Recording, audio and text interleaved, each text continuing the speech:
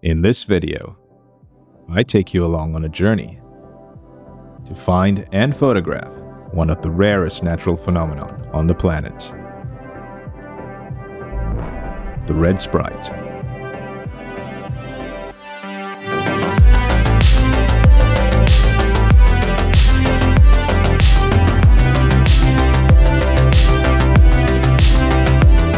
How's it going, everyone? If you're new to the channel, let me introduce myself. You're watching Nature by JJ, and I'm a landscape photographer based in northwestern Australia, specializing in transient luminous events. And in today's video, we're going to be looking at photographing red sprites. If you don't know what red sprites are, they're a type of really rare upper atmospheric electrical phenomenon associated with really strong thunderstorms, and in particular triggered by exceptionally powerful cloud-to-ground lightning flashes. I've been photographing sprites for about 2 years now, and in that entire time, there's one shot that I still haven't gotten. And that's a sprite hovering above one of our iconic boab trees. If there ever was a tree that encapsulates wisdom, I think this one would be pretty high up the list.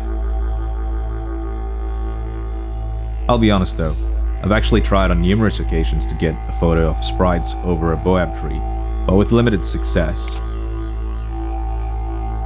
Either the weather wasn't playing nice, or the composition just felt too tight and restrictive. And while I do like these photos, they weren't exactly capturing the feeling that I wanted to get. Let me explain. The key character of the place that I live in is wide open spaces, and so the photo that I'd like to take should have a lot of negative space and convey themes of isolation, calm versus fury, and captures a brief moment in time. These themes are pretty central to my work, which often features an isolated, central subject with a symmetrical composition and lots of negative space. To capture this photo, I was going to need 3 things. Firstly, a tree with little to no distractions around it. Secondly, storms have an annoying habit of moving around, requiring you to often reframe compositions, so a tree that looks good from all angles would also be essential. Thirdly, there's been a lot of bushfires lately which spewed a lot of smoke into the atmosphere, so a clear night was required. I do know of one particular tree that meets all of these requirements, but the trouble is it's pretty far away, and to get there, I'm going to need to travel across some pretty sketchy unsealed tracks, which means that this photo is going to require a 4th component. It can't have rained too much before the shoot, lest I get stuck out there and die. With all that in mind, I set to work. According to the forecast, I might have a chance in 2 days. The very next day, disaster struck.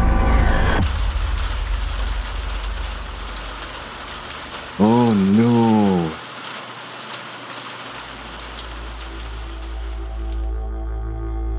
Well, shit. Turns out though, I got lucky. There wasn't that much rain that fell, and the dry ground pretty much just soaked it up right away. So, fingers crossed it could actually work. But just to be safe, I brought in some backup.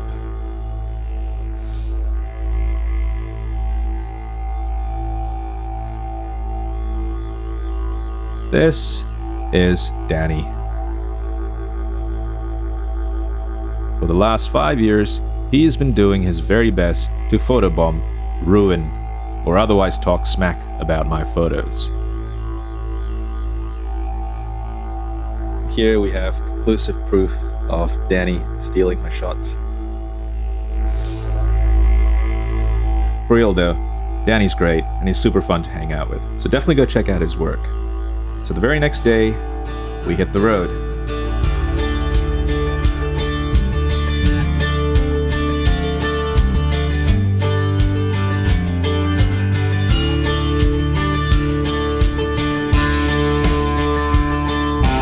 The sun is about 20 minutes from setting, and we are about 20 minutes from our destination for a red sprite shoot. Hopefully a red sprite shoot.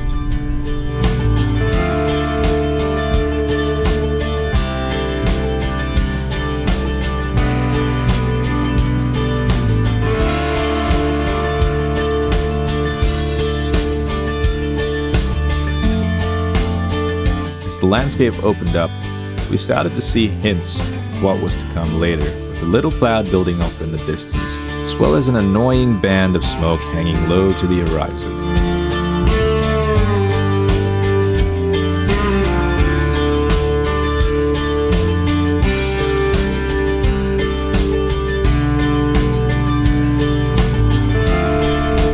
We're just coming up to our destination. It's just pretty much around the bend, which should hopefully give us some pretty epic views of the storm that's kind of behind us. It's a bit hard for you guys to see it because it's in the opposite direction of the sunset. So, apologies for the glare. Oh god, that is blinding.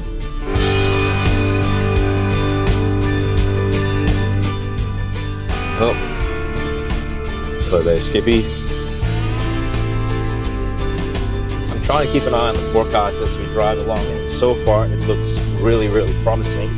Hopefully the storms stay further away from us, because otherwise, yeah, we're just going to get clouded out, which is not going to be ideal.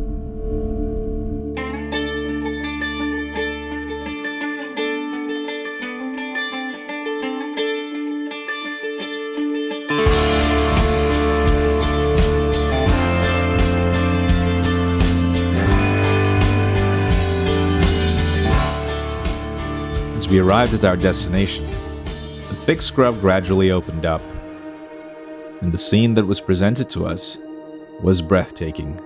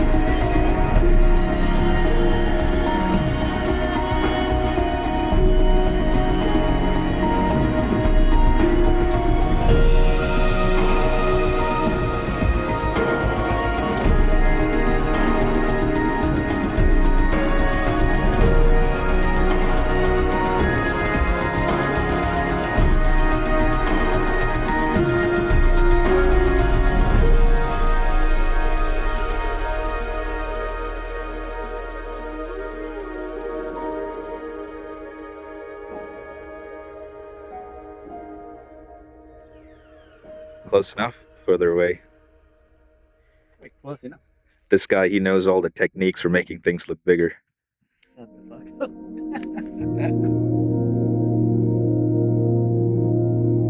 As the sunlight gradually faded away, we set about setting out our composition. While we're setting up, how are you going? I am testing out a new video format, so do let me know what you think. This is the composition that I settled on, featuring the Boab at a reasonable distance so it's not huge in the frame, but at the same time giving just enough foreground and sky to give that sense of wide open space and isolation. One thing I noticed as being potentially an issue was that there are 3 storm cells, one that was closest to us, which I hoped would produce the best sprites, one to the left that was a little further away, and another storm that was much further away to the right, mostly obscured by a lot of smoke. When the last of the sunlight disappeared, I had the bright idea of setting up a little low-level light at the base of the Boab tree, just to give it a little bit of pop and help it stand out from the background, especially for the video feed. And next minute, our first set of sprites fired off right behind me, just as I was walking through Danny's shot.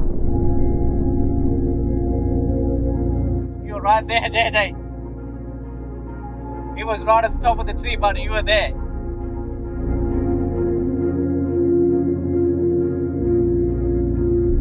Ooh, sorry, Danny.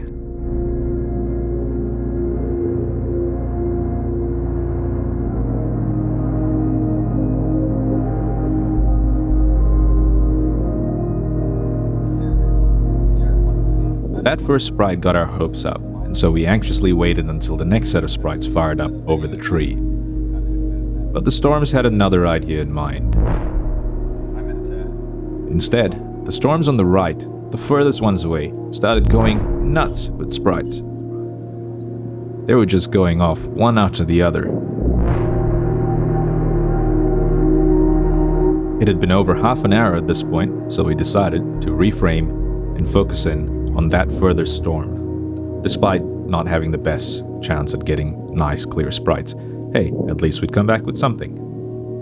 And yeah, that storm did put out a few sprites, but the clarity wasn't great because of all that low-hanging smoke. I was breaking the camera.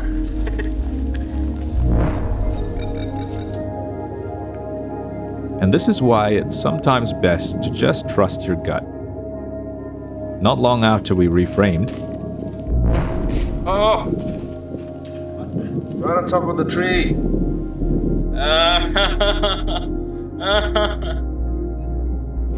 It was the same spot we were pointing to before. Another one. the storm that we were after, the central storm, started putting out sprites. Oh my god! That was huge. Sometimes when you commit to a shot, it can be really hard to abandon it because it means that your whole foreground might change. Oh, another one! Oh, what? That was a big one! At the start of the camera. God damn it. The central storm kept putting out sprite after sprite, and after these two monster sprites, we had no choice but to reframe. Oh my god! Did you get it? Holy crap. That was huge.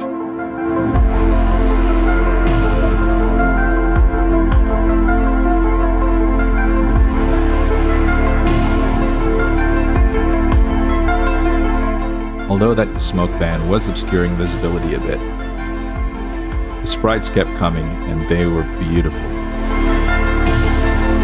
A lot of you have been asking how you'd go about photographing sprites. Well, it's pretty simple, really. It's much the same as any astrophotography or lightning photography. As wide open an aperture as you can manage, a high ISO, and the shutter speed matched to the amount of ambient light. There is no silver bullet, unfortunately. Funnily enough, the best shot, in my opinion, happened much earlier in the day. And I just didn't see it. I might have been getting a drink or something.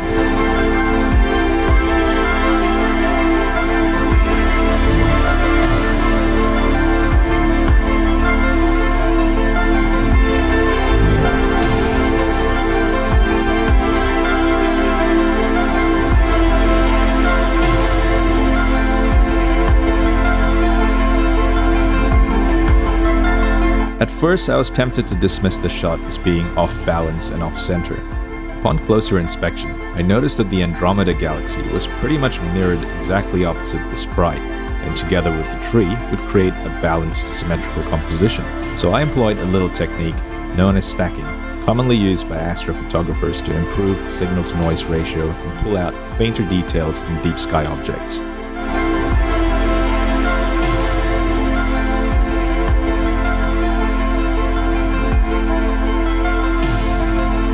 Thank you so much for watching. I hope you enjoyed. Please like and subscribe, and I promise to put out more videos like this. Also, do check out Danny's page as well. He posts some pretty cool stuff. Take care.